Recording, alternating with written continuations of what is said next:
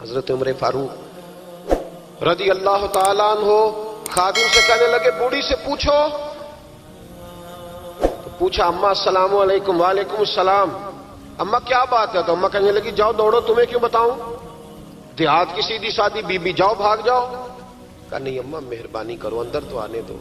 بڑی منت کے بعد اماں مانی.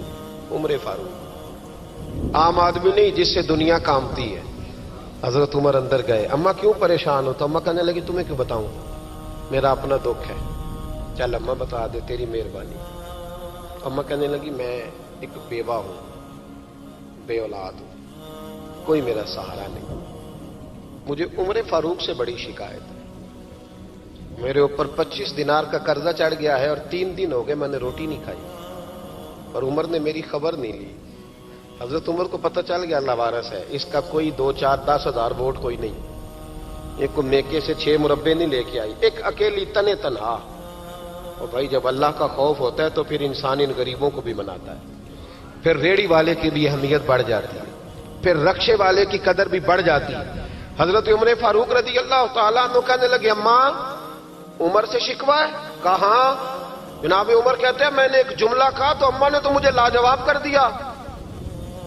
میں نے کہا اماں عمر کو کیا پتا کہ تو بھوکی ہے اور مقروض ہے, اسے کیا خبر؟ تو اماں کہنے لگی کیا کہا تم نے؟ عمر کو خبر نہیں, اسے پتا نہیں؟ تو عمر سے کہو نا چھوڑ دے حکومت, اس کے حوالے کرے جو خبر رکھ سکتا ہے. کیوں بیٹھا ہے پھر؟ ہمارے حکمران کہتے ہیں ابھی میں صدمے میں ہوں, نکلوں گا تو بات کروں گا. نہ ادھر ادھر کی تو بات کر, یہ بتا کہ قافلہ کیوں لٹا. مجھے رہزنوں سے غرض نہیں, تیری رہبری کا سوال ہے. ہاں تجھے جواب دینا پڑے گا. حضرت سیدنا عمر فاروق رضی اللہ تعالیٰ عنہ سے اماں کہنے لگی نہیں خبر رکھ سکتا تو حکومت کیوں کرتا ہے, چھوڑتا کیوں نہیں؟ تو حضرت عمر کہتے ہیں میں کانپنے لگا. دوڑے گئے جناب عمر. میں نے کہا اس اماں کا 6000 ووٹ نہیں کہ اس کی قدر کی جائے. یہ اماں کوئی بہت آکسفورڈ یونیورسٹی کی ڈگری ہولڈر نہیں کہ اس کی بات مانی جائے. ایک لاوارث اور بیوہ بی بی. عمر دوڑے گئے, گھر سے اناج کا تھیلا کندھے پہ رکھا, 25 دینار بھی لیے, پکا پکایا کھانا بھی لیا. خادم کہنے لگا حضور مجھے دے دے میں اٹھا لیتا ہوں. تو حضرت عمر فرمانے لگے چل وعدہ کر قیامت کے دن بھی میرا بوجھ اٹھائے گا. کہنے لگا جی نہیں وہاں نہیں اٹھا سکتا. فرمایا پھر آج بھی نہ اٹھا, مجھے ہی اٹھانے دے, یہ میرا بوجھ ہے تو مجھے ہی. اماں کے سامنے 25 دینار بھی رکھے. پھر اماں کو حضرت فاروق اعظم نے 2 مہینے کا راشن بھی دیا, پھر پکا پکایا کھانا بھی دیا. معمولی آدمی کی بات نہیں کر رہا, 24 لاکھ مربع میل کا حکمران. حضرت عمر مدینے میں بیٹھ کے کبھی للکار دیں تو کیسر و کسرا کی ٹانگیں کانپیں. جناب عمر فاروق رضی اللہ کھانا کھلا کے اماں چارپائی پہ تھی تو عمر نیچے بیٹھ گئے. کہنے لگے اماں چل عمر کو معاف کر دے, چل چل جانے دے, کوئی عرض نہیں, بیچارے کو پتہ نہیں چلا. تو اماں کہنے لگی تو نے پھر عمر کا ذکر چھیڑ دیا. بیٹے میرے گھاؤ بڑے گہرے ہیں, میرے زخم بڑے سخت ہیں, کلیجہ پھٹے تو تجھے دکھاؤں کتنی تکلیف میں ہوں. میں تو پکا ہوا پھل ہوں, کسی وقت بھی دنیا سے چلی جاؤں گی. میں نے عمر کو معاف نہیں کرنا. جب میں قبر میں جاؤں گی نا, نبی کریم علیہ السلام آئیں گے تو میں عمر کی شکایت کروں گی. میں کہوں گی حضور اس سے پوچھئے یا رسول اللہ بیوہ اور بوڑھی کا خیال ہی نہیں کیا. تو آپ کے غلام کہتے ہیں میں نے عمر کو کبھی اتنا روتے نہیں دیکھا جتنا آج روئے. کہنے لگے اماں عمر کو میں جانتا ہوں وہ کمزور ہے, یہ شکایت نہ لگانا, وہ کمزور ہے, مقابلہ نہیں کر سکے گا, یہ شکایت نہ لگانا, چل معاف کر دے. تو اماں کہنے لگی اچھا تو مجھے کچھ اچھا لگتا ہے, جا تیری خاطر عمر کو معاف کیا, تو پیارا لگا ہے, جا معاف کیا, تیری خاطر معاف کیا, تیری خاطر عمر کو معاف کیا. حضرت عمر فاروق کہنے لگے مجھے لکھ کے دو. کون اتنے جتن کرتا ہے؟ کون؟ کسی سے کہنا جا اپنی اماں کو منا لے, تو کہتے ہیں نہیں میری غلطی کوئی نہیں تو مناؤں کس بات پہ, ہمیں تو 20 دلیلیں آتی ہیں. جا ابا کے پیر پکڑ لے. پتہ ہے نبی پاک علیہ السلام نے فرمایا جس کا باپ راضی ہوگا اسی کا اللہ راضی ہوگا, اور جس کا باپ ناراض ہوگا وہ سارا دن وظیفے پڑھے, اس کا اللہ راضی. یہ ابو داؤد شریف کی حدیث ہے. نہ جی بڑی مہربانی پیسے نہ لائیے گا. اب بات سنیں, وہ بھی میں سمیٹنے کی طرف آ رہا ہوں, ختم کر رہا ہوں, آپ میری بات پہ توجہ رکھیں. عزیز بھائی, نبی کریم صلی اللہ تعالی علیہ وسلم نے جو اپنے غلاموں کی تربیت کی تو حضرت عمر فاروق کہنے لگے لکھ کے دو. लिख दो। तो अम्मा कहने लगी आप लिखे मैं साइन कर देती हूं, आप लिख दे मैं साइन करती हूं। हजरत उमर ने लिखा फलां बिनते फलां को उमर से शिकायत थी, फिर उन्होंने उमर को माफ कर दिया। अम्मा साइन करने ही लगी थी, साइन करने ही लगी थी कि मौला अली शेर खुदा आ गए, हजरत अब्दुल्ला इब्ने मसूद आ गए। ओहो उमर यहां बैठे हुए हो, मैं सारे मदीने में तलाश कर रहा था, यहां बैठे हो, वो कुछ लोग मिलने आए, निकलो। अम्मा ने सुना कि ये उमर थे तो अम्मा उठ के खड़ी हो गई। आय हाय उमर थे, आप उमर थे? तो जनाब उमर कहने लगे अम्मा तूने जो कहा ठीक कहा, लेकिन अपने वादे पे कायम रहा, ये जरा साइन कर दे। अम्मा ने साइन किए तो हजरत उमर फारूक फरमाने लगे अली आ गए हो तो बतौर गवाह तुम भी दस्तखत कर दो। अब्दुल्ला इब्ने मसूद तुम भी बतौर गवाह जब साइन हुए तो जनाब उमर ने रुक्का लपेटा और मौला अली शेर खुदा से फरमाने लगे अली ये रख लो, मुझे लगता है मैं तुमसे पहले दुनिया से जाऊंगा, और जब मैं पर्दा कर जाऊं ना तो ये रुक्का मेरे कफन में रख देना। अगर हुजूर अलैहिस्सलाम ने पूछा ना मेरी उम्मत के साथ क्या सलूक करके आए हो, तो रुक्का निकाल के कहूंगा या रसूलल्लाह एक बूढ़ी नाराज थी, मैं उसे भी राजी करके आया। हुजूर ये मैं राजी। भाई जब तक हम अल्लाह से नहीं डरते मुआशरा इस्लाह पजीर नहीं हो सकता। हजरत उमर फारूक रजी अल्लाह तआला अन्हु ना बाहर वालों का भी बड़ा सख्त हिसाब करते थे। बड़ा एक गवर्नर साहब ने लिबास बड़ा शानदार पहनना शुरू कर दिया था, तो हजरत उमर ने उतरवा के ना तो उन्हें टाट का लिबास पहना के तो ऊंट चराने की ड्यूटी दे दी थी। इतना सख्त एहतसाब करते। कसाई की दुकान पर भी 1-2 घंटे खड़े होते थे। जो आदमी मुसलसल 2 दिन गोश्त खरीदता था ना, फरमाते थे इसका टैक्स बढ़ा दो, लोगों को दाल नहीं मिल रही और ये रोज गोश्त खाता है। हजरत फारूक आजम उसको जजिया कहा जाता था, या कुछ और मामलात होते थे बढ़ा देते थे। मुसलसल जो 2 दिन आदमी गोश्त खाता था, फरमाते थे मदीने में गुर्बत है, अगर ये वाला निजाम तुम करोगे तो गरीब लोग किसकी तरफ देखेंगे। लेकिन उससे ज्यादा बढ़कर जो उनकी जिंदगी का म्यार और स्टेटस था वो ये था कि अपने घर का खास ख्याल रखते, खास तवज्जो करते। मुल्क शाम से और ईरान से कुछ लोग आपकी खिदमत में आए तो वहां से कुछ कनीजें भी आईं। उनके बादशाह पैगाम लेके शाह ईरान की कनीज को मलका ने कहा कि ना हजरत उमर की जौजा को देख के आना जरा किस तरह की है। हमारे मुल्क में क्या कहते हैं खातूने अव्वल जी, खातूने बाकी सारे दोनों में खातूने अव्वल, जरा खातूने अव्वल को देख के आना। तो वो जब आई ना घर में मिलने तो कहा कि मुझे मेरी मलका ने कहा था कि उमर की जौजा से अहलिया से मुलाकात करके आना। तो हजरत उमर की अहलिया ने ना एक जोड़ा कपड़ों का दे दिया मलका के लिए और एक खुशबू की शीशी दे दी। अब जब वो तोहफे वहां भेज गए तो उस मलका ने ना कुछ सोने का सामान भेजा, कुछ जेवरात भेजे, कुछ तहाइफ भेजे। जब हजरत उमर के घर आए ना, वो खादिम लेके आया, उसने कहा जी आपकी अहलिया ने तोहफे भेजे थे। तो जवाब में शाह ईरान की बीवी ने, यहाँ जिस मुल्क का वो सफीर था, उन्होंने भी ये भेजे। तो हजरत उमर फारूक ना वो तोहफे लेके घर गए तो जाके कहने लगे अपनी अहलिया से, ये तू कब से तोहफे तहाइफ भेजने लग गई है, ये कब से निजाम शुरू हो गया? तो कहा हुजूर तोहफा देना लेना तो ठीक है, सुन्नत है, मोहब्बत बढ़ती है, तो ये कोई कबाहत नहीं, और मैंने अपनी जाती इस्तेमाल के लिए जो चीजें रखी थी वो मैंने दी हैं। तो हज़रत उमर फारूक रज़ी अल्लाह तआला अन्हु फरमाने लगे हमने किसी मुल्क के साथ और उसके बादशाह के साथ जाती ताल्लुक नहीं बनाना, ताल्लुक जो भी बनेगा रसूलुल्लाह के दीन की बरकत से बनेगा। जाती रिश्ते नहीं हमने कायम करने। जाती आपके मुल्क की जो एयरलाइन जिसका हर साल खसारे का ढंढोरा पीटा जाता है ना, वो हमारे बादशाह साहब और सदर साहब अगर गैर मुल्कियों को घोड़ा कभी भेजना हो ना, घोड़ा, तो पूरा एक जहाज घोड़ा लेके तोहफे में जाता है, पूरा जहाज गरीब कौम का ये सरमाया। और कौम बड़ी बादशाह है, लाइनों में लाके वोट देती है। 2 काम हमेशा लाइन में लाके करने, एक बिल लाइन में लाके जमा कराना है और एक वोट लाइन में लाके, ताकि फिर पूरे 5 साल लाइन में ही लगे रहें। मर्जी से आप वोट देना, पर जो बात दुरुस्त है उसको सुनो। हजरत उमर फारूक रज़ी अल्लाह तआला अन्हु ने अपनी अहलिया से पूछा कितने का था वो तेरा जोड़ा और खुशबू की शीशी? उन्होंने कहा 3 दिनार की। फरमाया ये 3 दिनार तेरे और बाकी जो तोहफे आए हैं वो तू खुद कह, क्योंकि उसने तेरे नाम भेजे हैं।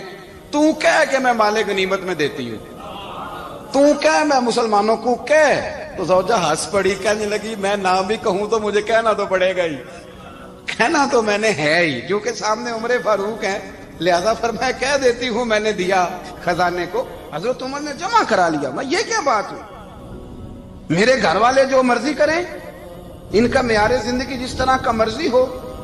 اور حضرت عمر ایک جملہ کہا کرتے تھے، اللہ کرے کہ یہ باتیں اس دور حاضر میں ہماری سمجھ میں آئیں۔ حضرت عمر فاروق رضی اللہ تعالیٰ عنہ اپنے بچوں کو فرمایا کرتے تھے کہ بہت آدمی کو بھوک لگی ہو نا، اور پھر اس کی پسند کا کھانا پکا ہو تو اتنے شوق سے وہ اس کھانے کو دیکھتا ہے نا، فرمایا اس طرح پوری قوم اپنے بادشاہوں کے خاندان کو دیکھتی ہے، اس تیزی کے ساتھ دیکھتے ہیں کہ ان کے گھر میں کیا ہو رہا ہے، ان کا معیار زندگی کیا ہے، ان کا سٹیٹس کیا ہے۔ سیدنا فاروق اعظم رضی اللہ تعالی عنہ نے اپنے گھر کے اندر اپنے بچوں، آپ کے بچے دونوں کاروبار کے لیے مصر گئے تو وہاں کے گورنر صاحب نے لوگوں سے، ایک بہت بڑا قافلہ گیا مدینے سے مصر تجارت کے لیے، جاتے ہیں نا آج بھی قافلے کئی ملکوں میں، تو یہ گئے تجارت کے لیے، تو حضرت عبداللہ ابن عمر اور حضرت عبید اللہ ابن عمر، حضرت عمر کے دونوں بیٹے گئے۔ جناب عمر فاروق کے بچے جب وہاں پہنچے تو مصر کے گورنر نے نا لوگوں کو تعارف کرایا کہ یہ عمر فاروق کے بیٹے ہیں، یہ حضرت، یہ چودھری کے بیٹے کو کون بتاتا ہے کہ تو چودھری کا بیٹا ہے؟ باہر والے بتاتے ہیں، گھر والے جی؟ اور سیٹھ صاحب کے بیٹے کو کون بتاتا ہے کہ تو سیٹھ صاحب کا بیٹا ہے؟ اور مالک کو کون بتاتا ہے کہ تو مالک کا بیٹا ہے اور یہ کرایہ دار ہے؟ یہ کون بتاتا ہے؟ یہ سوچ ہم دیتے ہیں بچوں کو، چودھری اور کمی کی سوچ، امیر اور غریب کی سوچ، مالک اور کرایہ دار کی سوچ، گھر کے مالک کی اور کام کرنے والے کی سوچ، یہ ہم دیتے ہیں۔ یاد رکھنا یہ ہم دیتے ہیں، یہ ہمارا مزاج ہے، یہ باہر سے نہیں آتی۔ تو کوئی شہزادہ ہے، تو سیٹھ ہے، تو نواب ہے، یہ سوچ باہر سے نہیں آتی، یہ اماں سوچ دیتی ہے، اماں، یہ ابا سوچ دیتا ہے، اور پھر جب تباہی اترتی ہے تو اس کے ذمہ دار بھی باہر والے نہیں ہوتے، گھر والے ہوتے ہیں، گھر والے۔ ہمارے بچوں کی طبیعتوں پر زیادہ نقش باہر والوں کا نہیں ہوتا، گھر والوں کا ہوتا ہے، یاد رکھیے گا۔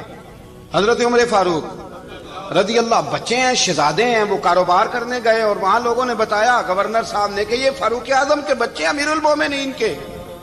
لوگوں نے ان سے زیادہ مال خریدا، تجارت میں زیادہ نفع ہوا، ظاہر ہے کہ وہ آپ کے جو اللہ خیر کرے حکمران ہیں، ان کے کاروبار کتنے ملکوں میں ہیں، کس بنیاد پر ہیں؟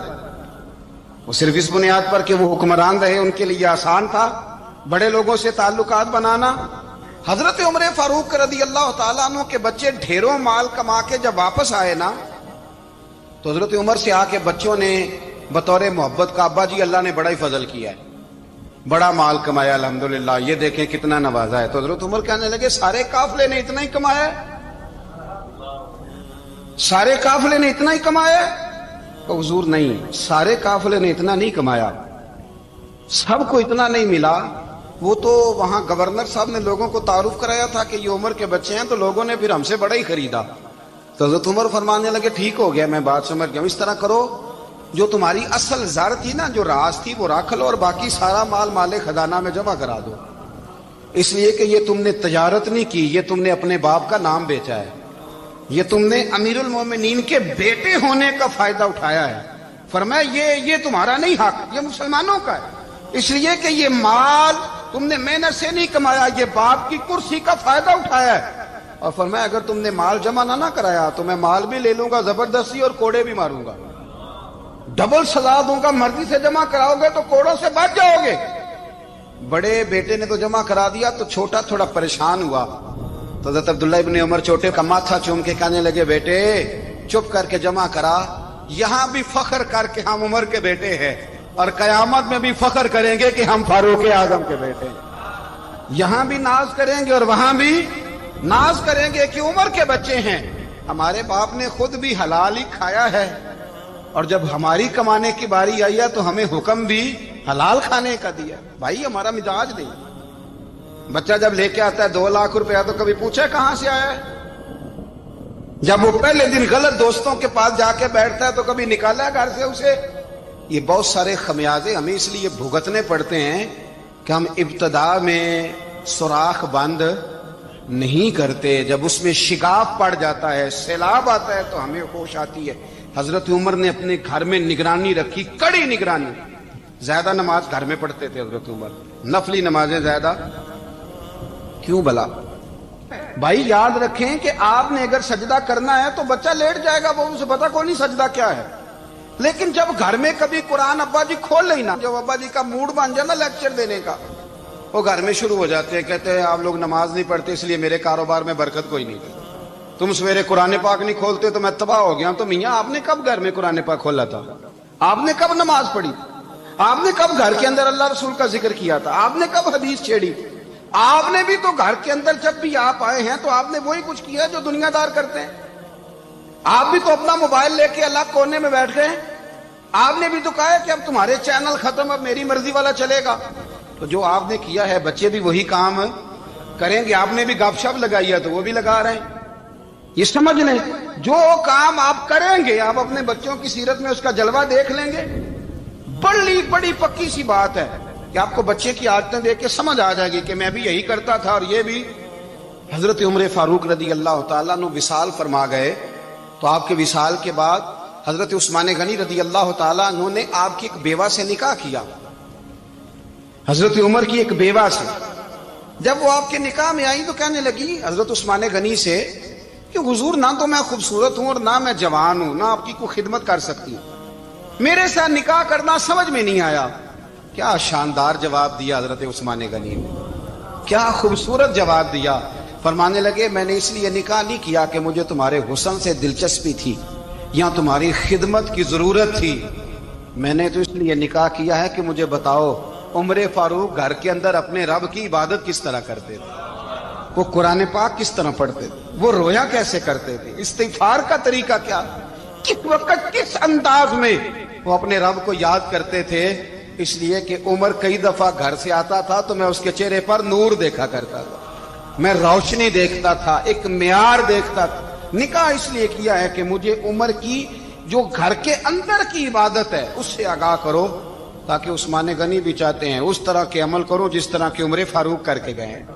بھائی جب تک ہم اپنے گھر میں وہ توجہ نہیں دیں گے، وہ مزاج دیکھیں نا، ہمارے گھروں میں جب نقشہ پاس ہوتا ہے تو ٹی وی لان بھی اس میں ہوتا ہے، ڈرائنگ روم بھی ہوتا ہے، نماز کی جگہ بھی ہوتی ہے نقشے میں۔ صحابہ جب گھر بناتے تھے تو ایک مسجد بیت کا نقشہ پاس کرتے تھے، ذہن میں رکھتے تھے کہ یہ کونا نماز کے لیے، وہاں جوتے لے کے کوئی نہیں جائے گا، وہاں نماز پڑھی جاتی تھی، عورتیں وہاں اعتکاف کرتی تھی۔ ٹی وی لان تو آ گیا ہے اور گھر کے اندر ٹی وی رکھنے کے لیے تو ایک کمرہ الگ سے بنا دیا گیا ہے، اور اب جو نئے نقشے پاس ہو رہے ہیں اس کے اندر گھروں کے اندر جگہ بنائی گئی ہے جہاں کمپیوٹر رکھے جائیں، اور بچوں کے لیے وائرنگ ہوگی نیچے تاکہ انہیں کوئی مشکل درپیش نہ ہو۔ یہ ساری چیز ہم نے نہانے کے لیے گھروں کے اندر اتنے بڑے واش روم بنائے ہیں کہ لگتا یہ ہے کہ سوائے نہانے کے اور کام ہی نہیں کوئی گھر میں ہوگا۔ ہر چیز آ گئی، پر اللہ کرے کوئی تفسیر بھی ٹیبل پہ پڑی نظر آئے، کوئی حدیث کی کتاب بھی ٹیبل پہ پڑی نظر آئے۔ اللہ کرے کہ جس طرح ابا لطیفہ سن کے آتا ہے تو جب تک سنا نہ لے اسے ہضم نہیں ہوتا، اللہ کرے کہ وہ جمعے میں بیان سن کے جائے تو اس کا بھی دل کرے میں اپنے بچوں کو سناؤں، وہ نبی پاک کی کوئی حدیث کہیں سے سنے تو گھر جا کے سنائے۔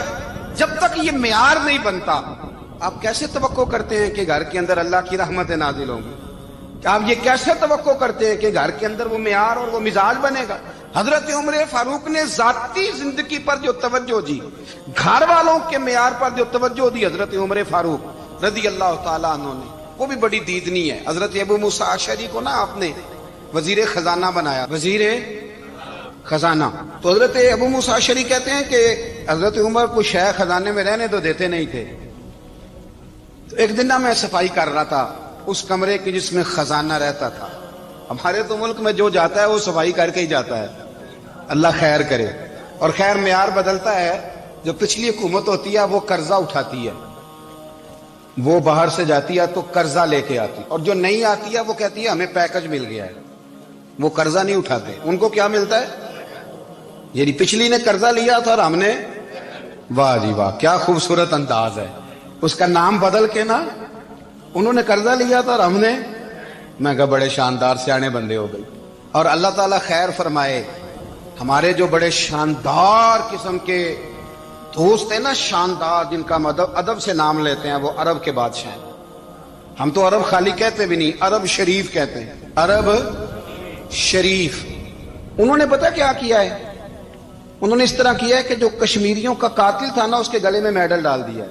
یہی کام وہ کرتے رہتے۔ انہوں نے پہلے انہیں بلا کے مندر بھی بنوائے تھے، ہمیں کوئی شکوہ نہیں، ان کی زمین ہے، اللہ تعالیٰ توفیق عطا کرنے والا ہے، پر خیال یہ تھا کہ چلو کشمیریوں کے زخموں پر نمک نہ چھڑکتے، 2 مہینے انتظار کر لیتے، کچھ حالات سنور جاتے، کچھ تھوڑا انتظار۔ ہیں ہمارے دوست، ہمارے وزیر اعظم صاحب جب جاتے ہیں تو وہ پھولوں کا ہار ڈالتے ہیں ہمارے دوست، لیکن انہیں وہ حدیث یاد نہیں کہ نبی پاک علیہ السلام نے فرمایا جب میرے مومن کو تکلیف ہوتی ہے تو مجھے بھی گنبد خضرا میں تکلیف ہوتی ہے۔ انہیں نہ کشمیریوں کا خون یاد نہیں آیا، انہیں برہان وانی کی کٹی ہوئی لاش یاد نہیں آئی، انہیں 30,000 بیوہ عورتیں 30,000 بیوہ عورتیں یاد نہیں آئی، 30,000 بیوہ عورتیں جن کے سواگ اجڑ گئے، اور انہیں 1.25 لاکھ یتیم بچہ یاد نہیں آیا جو یتیمی کی زندگی گزار رہا ہے، اور اس کے باوجود بہت بڑے ذمہ دار ہے وہ۔ مجھے پڑھ لینے دو آج احمد فراز کا شعر۔ وہ ہمارے مکتب کوئی ایسا نہیں کہ وہ مولوی تھا، وہ غیر جانبدار تھا، پر مجھے آج پڑھ لینے دو اس کا شعر، ایک کلیجے کا درد ہے، پڑھ لینے دو۔ اس نے کہا تھا کہ پڑھتا ہوں تو کہتی ہے یہ خالق کی کتاب ہے، مثل یہودی یہ سعودی بھی عذاب، اس قوم کے بارے میں کیا لکھوں فراز، کعبے کی کمائی سے جو پیتے ہیں شراب، کعبے کی کمائی سے جو پیتے ہیں شراب، اس قوم کے بارے میں کیا لکھوں فراز، کہ کعبے کی کمائی سے جو پیتے ہیں شراب۔ میں خیال نہیں آیا تمہارا صرف دین یہ ہے کہ قبریں گرا دو، مزارات گرا دو، فقط یہ دین ہے؟ کوئی نبی پاک کے روزے کی طرف منہ کرے تو اسے مشرک کہو، یہ دین ہے؟ اس کا نام مذہب رکھا ہے تم نے؟ مذہب تو اس کا نام ہے کہ جو رسول اللہ کا نام لینے والا ہے وہ ہمارا یار ہے، اور جو نبی پاک کا نام لینے والا نہیں، ہمارا اس سے کوئی تعلق، یہ دین ہے۔ حضرت عمر فاروق کی سیرت سنا رہا ہوں، حضرت عمر کی۔ حضرت ابو موسیٰ اشعری نے ایک عیسائی کو منشی رکھا تھا، اکاؤنٹ آفیسر حضرت ابو موسیٰ اشعری نے۔ تو حضرت عمر فاروق بول پڑے، کہنے لگے تمہیں مسلمان کوئی نہیں ملا تھا؟ کلمہ گو نہیں تمہیں نظر آئے؟ کشمیریوں کی لاشیں نظر نہیں آتی؟ ان کا خون بہ رہا ہے، تباہی اتر رہی ہے، اور تم قاتل کو گولڈ میڈل پہنا رہے ہو۔ اور یاد رکھنا، جب مسلمانوں کی بچیاں روندی جاتی ہوں نا تو پھر اسلام امن کا درس نہیں دیتا، پھر اسلام جہاد کی بات کرتا ہے، پھر اسلام جہاد کی بات کرتا ہے، جہاد کی۔ وہ قومیں غیرت مند نہیں ہوتی کہ جن کے گھروں میں آگ لگی ہو اور وہ غیروں کو ہار پہناتی پھرے۔ اللہ کا کچھ خوف کرو، زندگی مختصر ہے، دبئی میں کتنے رہے اور کتنے چلے گئے۔ خدا را کچھ، خدا تم سے اچھے تو وہ نیو یارک کے رائٹر ہیں جو کم از کم اپنے کالموں میں کشمیر کی بات کرتے ہیں، تم سے اچھا برطانیہ کا وہ شخص ہے جو کم از کم BBC لندن پہ رپورٹ جاری کرتا ہے تو کہتا ہے کشمیر پہ ظلم ہو رہا ہے۔ تم سے تو وہ اچھے رہ گئے، تم نے بات کرنا تو دور کی بات، تم نے دشمنوں کے گلے میں ہار پہنانے شروع کر دیے۔ کل جب پوچھیں گے بلا کے تم کو اپنے سامنے، کیا جواب جرم دو گے تم خدا کے سامنے؟ بڑی تکلیف ہوئی، بڑی تکلیف ہوئی۔ وہ نا منصور حلاج کو پھانسی دی جا رہی تھی، تو حضرت جنید بغدادی بھی آ کے دیکھنے لگے، تو منصور حلاج کہنے لگے بابا سارا زمانہ دیکھے پر تو نہ دیکھ، سارا زمانہ تماشا دیکھے انہیں تو پتا کوئی نہیں نا، تو نہ دیکھ۔ عرب شریف والو، ٹرمپ اسے انعام دیتا تو تکلیف کوئی نہیں تھی، ملکہ وکٹوریا اسے انعام دیتی تو تکلیف کوئی نہیں تھی، پر تم تو نہ ایسا کرتے، تم تو اپنے تھے، تم تو کلمہ گو تھے، تم تو یہ ظلم نہ کرتے، تم تو یہ حرکت نہ کرتے۔ میں کہتا ہوں ٹھہر ہی جاتے، جانا نہیں دنیا سے، اللہ کے حضور حاضر نہیں ہونا۔ جب رسول اللہ قبر میں آئیں گے تو کیا جواب دو گے؟ خدا را، حضور نے فرمایا تھا گناہ روک نہیں سکتے تو دل میں ہی برا جان لو، ذالک اضعف الایمان، یہ کمزور ایمان ہے، کم از کم اتنی حد تک تو آ جاؤ، دشمن سے گلے تو نہ ملو۔ خدا را سمجھے، ہمارا پہلا تعارف یہ ہے کہ ہم رسول اللہ کے غلام ہیں۔ اقبال نے کہا تھا وطن کا بت نہ بنانا، وطن کو بت نہ بنانا۔ اقبال کہنے لگے ان تازہ خداؤں میں بڑا سب سے وطن ہے، جو پیرہن اس کا ہے وہ مذہب کا کفن ہے، اس لیے کہ بازو تیرا توحید کی قوت سے قوی ہے۔ اسلام تیرا دیس ہے، اسلام تیرا دیس ہے، کیونکہ تو مصطفی ہے، تو نبی پاک والا ہے، مصطفیٰ والا۔ اسلام تیرا دیس ہے، تو مصطفی ہے۔ امریکہ میں جو مسلمان رہتا ہے ہمارا بھائی ہے، اور پاکستان میں جو مرزائی رہتا ہے اس سے ہمارا کوئی تعلق نہیں ہے۔ حضرت عثمان غنی نے اپنے چچا کے بیٹے سے کہا تھا کہ تو کلمہ نہیں پڑھتا تو تیرا میرا رشتہ کوئی نہیں۔ بلال حبش سے آیا ہے پر میرے نبی کا غلام ہے تو سگے بھائیوں سے بھی آگے ہے۔ ہزاروں قومیں وجود میں آئیں دہر میں خشک و تر کے رشتے سے، پر ہم نے بنیاد دوستی رکھی یاد خیر البشر کے رشتے سے۔ اپنی ملت پر قیاس اقوام مغرب سے نہ کر، خاص ہے ترکیب میں قوم رسول ہاشم۔ کچھ خیال کرے، پہلا تعارف دین ہے، اگر دین نہیں تو پھر کسی وطن کی کوئی ضرورت۔ اس لیے کہ پاکستان کا تصور اقبال نے پیش کیا نا، تو اقبال کہنے لگے ان تازہ خداؤں میں بڑا سب سے وطن ہے جس کو تم بت بنا کے پوجتے ہو۔ ہمارا وطن تو ہمیں جان سے زیادہ پیارا ہے، پر پہلے پاکستان نہیں، پہلے اسلام، پہلے اسلام تیرا دیس ہے، تو مصطفی ہے۔ تو آمدہ برسر مطلب حضرت عمر فاروق رضی اللہ تعالی عنہ۔ حضرت سیدنا ابو موسیٰ اشعری کہتے ہیں کہ میں نے نا صفائی کی، مال غنیمت کی میں نے صفائی کی، تو ایک دینار مجھے نا کہیں پڑا ہوا مل گیا، تو فرماتے ہمیں اجازت ہوتی تھی کہ ایک آدھ دینار ہم اپنی مرضی سے کہیں خرچ کر۔ تو حضرت عمر کے بیٹا گزر رہا تھا، تو حضرت ابو موسیٰ اشعری کہتے ہیں میں نے صفائی کی تو ایک دینار نکلا، تو میں نے وہ ایک دینار نا حضرت عمر کے بیٹے کو دے دیا۔ میں نے کہا لو بیٹا اپنے چچا کی طرف سے تحفہ۔ تو گھر جا کے انہوں نے حضرت عمر کو بتایا کہ چچا نے پیسے دیے ہیں، چھوٹے بچے تھے۔ حضرت عمر نے حضرت ابو موسیٰ اشعری کو بلا لیا اور بلا کے فرمانے لگے میں تو تمہیں اپنا دوست جانتا تھا اور تو نے میری اولاد کو ہی دنیا دار بنانا شروع کر دیا، میرے بچوں کو ہی تم نے دنیا دار پیسوں پہ لگانا شروع کر دیا، میں تو تمہیں یار سمجھتا تھا۔ فرمایا تمہیں چاہیے تھا میرے بیٹے کو نصیحت کرتے کہ بیٹا پیسوں سے رب راضی نہیں ہوتا، اس کی رضا والے کام کیے جائیں تو رب راضی ہوتا ہے۔ اور فرمایا تمہیں کوئی اور گھر نہیں ملا تھا تباہ کرنے کے لیے، میرا ہی گھر ملا تھا، اٹھاؤ اپنا دینار اور خبردار آج کے بعد میرے بچوں کے ساتھ یہ والی نیکی نہ کرنا۔ اور ہمارا کیا سٹیٹس ہے، دوستی ہے یہ اس سے جو تحفے زیادہ دے، جو بچوں کو خراب کرنے میں مدد زیادہ کرے اس کے ساتھ گرانا۔ حضرت عمر نے گھر پہ اور سب سے بڑھ کر اپنی ذات پہ توجہ کی۔ حضرت ابو مالک رضی اللہ تعالیٰ عنہ کہتے ہیں میں عمر کے پیچھے پیچھے ایک باغ میں گیا، اکثر اس باغ میں جایا کرتے تھے، اور عمر جا کے نا تو درخت کے نیچے بیٹھ گئے اور فرمانے لگے او امیر المومنین اللہ سے ڈر جا، ورنہ جس رب نے حکومت دی ہے وہ عذاب بھی بڑا دے گا، ڈر جا رب سے۔ کبھی ساری زندگی حضرت عمر نے اپنا کوئی تعارف نہیں کرایا، کبھی نہیں۔ ایک بندے نے آپ کے سامنے تعریف کر دی آپ کی تو فرمانے لگے تو خود بھی ہلاک ہوا اور مجھے بھی ہلاک کر دیا، کیا ضرورت پڑی ہے میری تعریفیں کرنے کی، اتنی دیر میری تعریف میں لگائی، اللہ کا ذکر کرتا رب تجھے ثواب دیتا، حضور پہ درود پڑھتا تو رب تیرے اوپر رحمتیں نازل کرتا، کس چکر میں ہے؟ آج جتنا اچھی کوئی خوشامد کرے اتنی اچھی وزارت ملتی ہے، جتنی اچھی اس کو جو ہے وہ چاپلوسی کرنی آیا درجہ بھی اسے اتنا ہی اچھا ملتا ہے۔ حضرت عمر فاروق رضی اللہ تعالیٰ عنہ آپ کے بیٹے کہتے ہیں، صاحب فتوح الشام نے لکھا ہے، آپ کے صاحبزادے کہتے ہیں میں نکلا تو میرے ابا جی نا اپنی پشت پر مشکیزہ رکھ کے کنویں سے پانی بھر کے آ رہے، میں دوڑ کے آگے گیا، میں نے کہا ابا جی مجھے دے دے۔ فرمانے لگے بیٹا تیرا کیا خیال ہے، کوئی اور نہیں تھا مشکیزہ بھر کے لانے کے لیے، تیرا کیا خیال ہے؟ کہا ابا جی بڑے لوگ تھے پر آپ کیوں اٹھا رہے ہیں؟ فرمانے لگے نفس نا ذرا میرا بڑا ہو گیا تھا، اسے ذرا ذلیل کر رہا ہوں، ذرا اپنا محاسبہ کر رہا ہوں، یہ مجھے کہہ رہا تھا تو بڑی چیز ہے، تو میں نا ابھی مشکیزہ گھر رکھ کے آؤں گا، پھر تیری ماں نے مجھے کہا ہے کہ گھر میں لکڑیاں کوئی نہیں جلانے کے لیے، پھر میں جنگل سے لکڑیاں کاٹ کے لاؤں گا۔ اب میں امیر المومنین بن کے نا تو میرا نفس تھوڑا بڑا ہو گیا۔ اب یقین کریں ہمارا ہاضمہ خراب ہو جاتا ہے جب تک ہمارا تعارف صحیح نہ ہو، ہمارا تعارف ٹھیک نہ ہو، میں یہ ہوتا ہوں میں وہ ہوتا ہوں، چھوڑ مٹی دیں تے مٹی رہنا ہی، مٹی دیں تے مٹی دیں تے مٹی رہنا ہی، ایویں کادی بلے بلے اج مٹی دے اتے بندیا تے کل مٹی دے تھلے، مٹی دیں تے मिट्टी रहने कादी बल्ले, मुझे पूछ लो, मुझे जान लो, मेरा नाम ले लो, मैं भी आया हूं, मैं भी होता हूं, मेरा भी ये तज़किरा है। मैं बदकार पुराना खादम, किसे दर मिली न ढोई, ये ते वासफ यार ने नजर जो की थी ते वासफ वासफ ही हुई।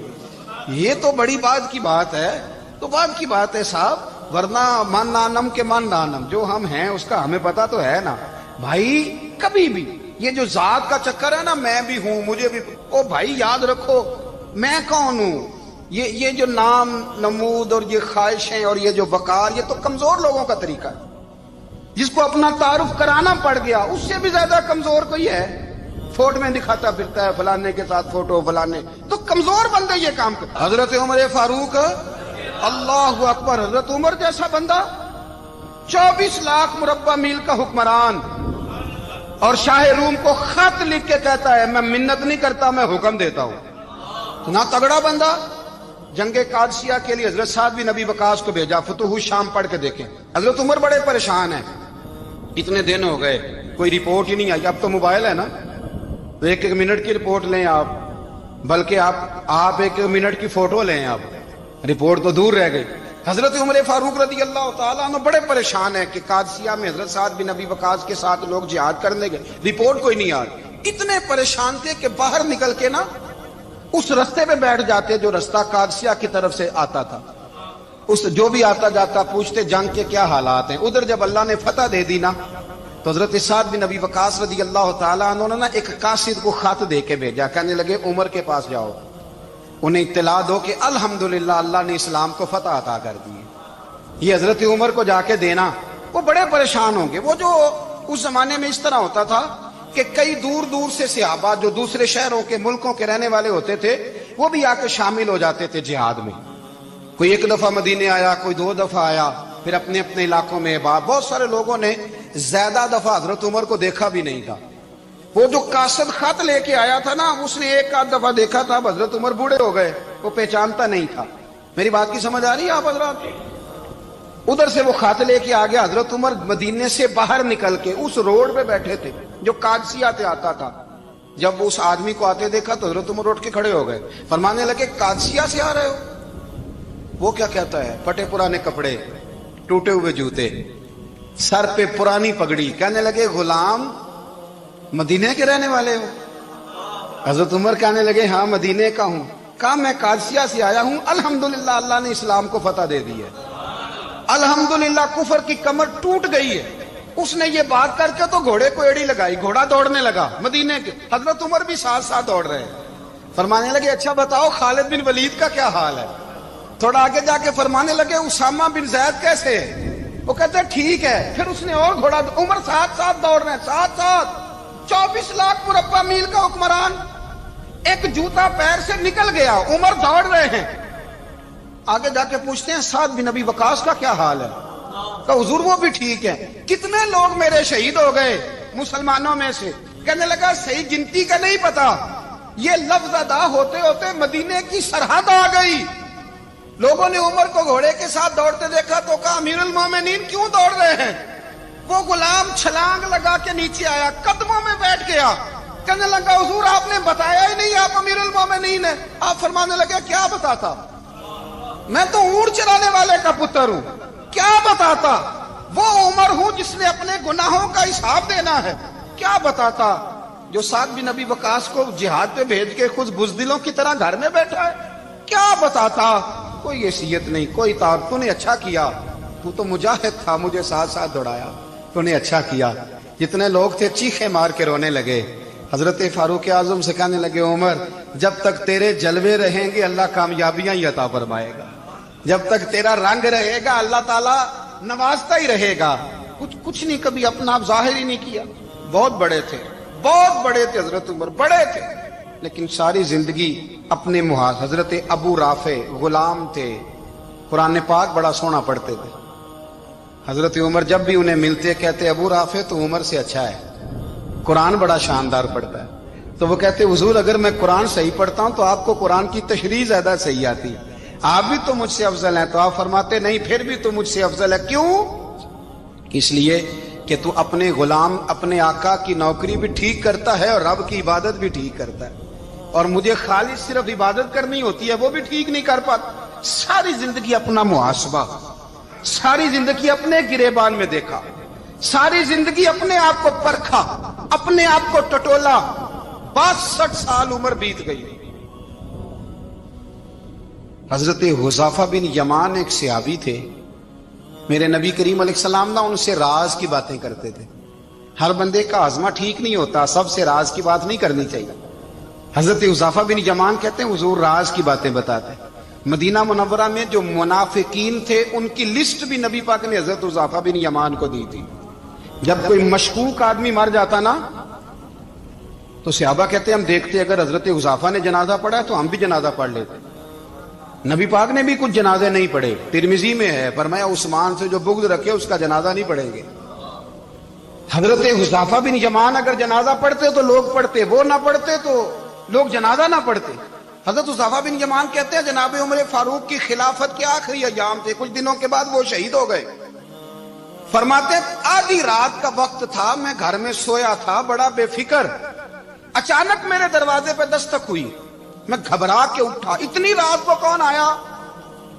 کہتے ہیں قربان جاؤں دروازے پہ گیا تو امیر المومنین فاروق اعظم دروازے پہ. میں نے کہا عمر کوئی حکم تھا تو مجھے بلا لیتے. کہنے لگے میں نا امیر بن کے نہیں آیا، تیرا ویر بن کے آیا ہوں.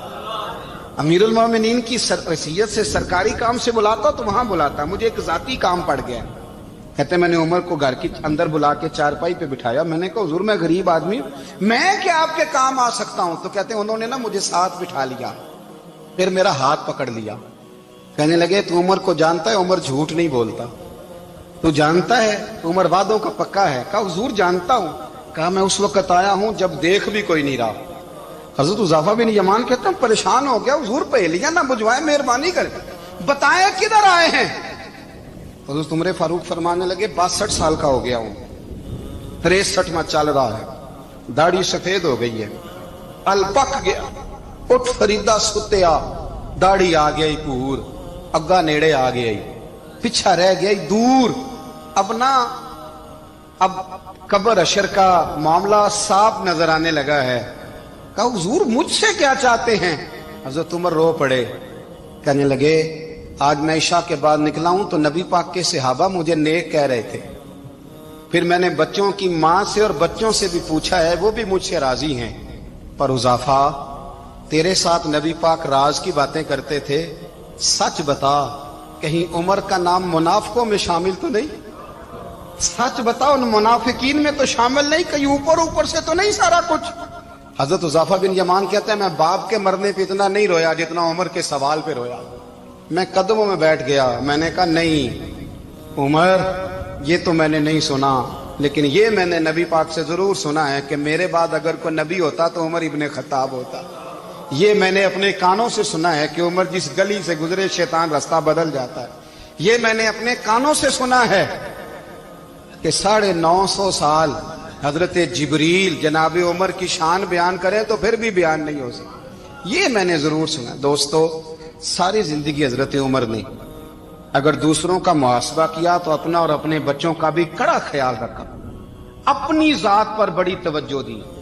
جو لوگ اپنا بھول جاتے ہیں نا، ہمیں اپنی صحت کا بڑا خیال ہے لیکن اپنی روحانی زندگی کا کوئی خیال نہیں ہے، قلبی زندگی کا کوئی تصور نہیں ہے. آپ یقین کریں موٹا آدمی کمزور ہونے کے لیے جدوجہد کر رہا ہے، کمزور طاقتور ہونے کے لیے، لیکن جس کو کتنے دن بیت گئے اللہ رسول کی یاد میں رویا ہی نہیں، کتنے دن بیت گئے نہ سننے کو دل ہی نہیں چاہا، جسے مہینوں بیت گئے اور قرآن پاک کی طرف نظر ہی نہیں گئی، وہ فکر مند ہی نہیں. زندگی زندہ دلی کا نام ہے، مردہ دل کیا خاک جیا کرتے ہیں. بھائی حضرت عمر کی زندگی دور حاضر میں ہمیں یہ سبق دیتی ہے کہ کڑی نگرانی رکھو اپنے پودوں کی، کڑا خیال رکھو اپنے ذاتی باغ کا، اور یہ جو تمہارے دل کی دنیا ہے، یہ تمہاری روح کی زندگی ہے، اس کا محاسبہ کرتے رہو. نبی کریم علیہ السلام نے فرمایا اپنا حساب خود کر لو قبل اس کے کہ تمہارا حساب کیا جائے. اپنا حساب بولیے، اپنا حساب. ہم ساری دنیا کا حساب کرتے پھرتے ہیں، کوئی کہاں سے کماتا ہے کہاں کھاتا ہے، پر اپنا حساب حضور نے فرمایا حساب کر لو قبل اس سے کہ تمہارا حساب مولا علی فرماتے ہیں نماز پڑھ لو قبل اس کے کہ تمہاری نماز پڑھی جائے، نماز پڑھ لو قبل اس کے کہ تمہاری، اپنا محاسبہ کریں، تھوڑا سا نا اوپر دائیں بائیں دیکھنے کی بجائے تھوڑی سی گردن جھکا کے نا، درویش کہتے ہیں برے بندے نو میں لبن ٹریا تے جگ تے ملیا نہ کوئی، اپنے اندر چاتی پائی تے میتھوں برا نہ کوئی، تھوڑی سی نا، تھوڑی سی اپنی طرف توجہ دیں۔ ہم نا بے چین وقت گزار رہے ہیں، بے قرار ہیں، بے سکون ہیں، سبب یہ ہے کہ ہم نے نا اپنا حساب کرنا چھوڑ